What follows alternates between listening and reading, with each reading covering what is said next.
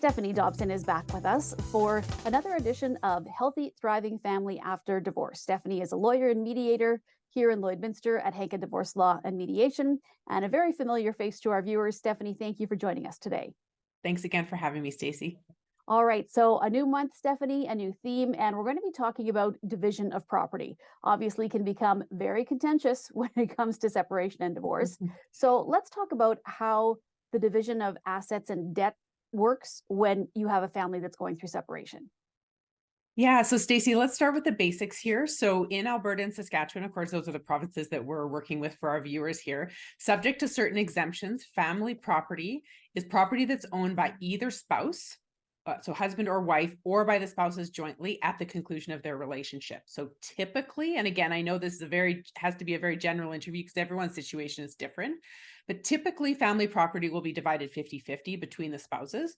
So we usually take this as a very mathematical, calculation driven spreadsheet type of approach. So what we do is we do this in 5 steps. So first on the spreadsheet, we list all of the assets and debts and then any of those exemptions.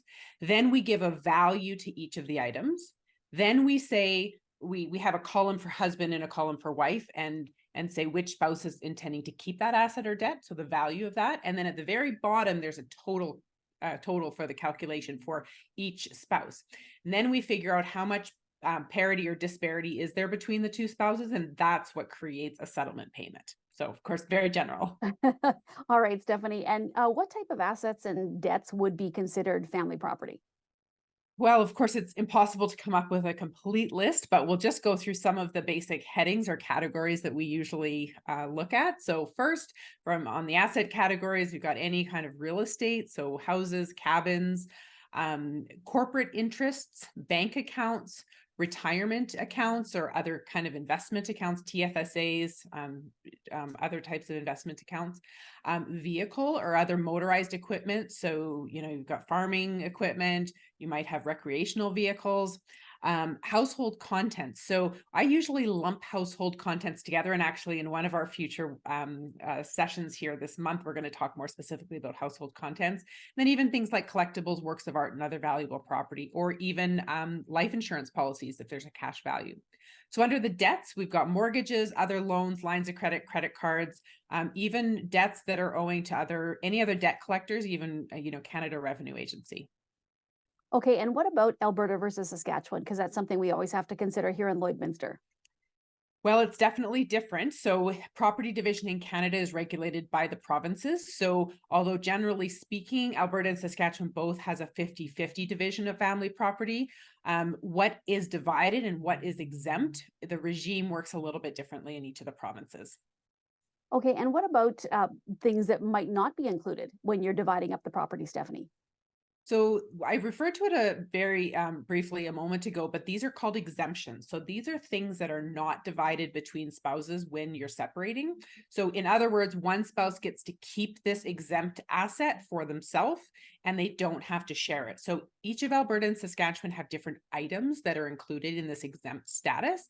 But basically, if something is exempt, you have to take that particular asset and trace it back to when that exemption began. Trace it back from there up until today's date.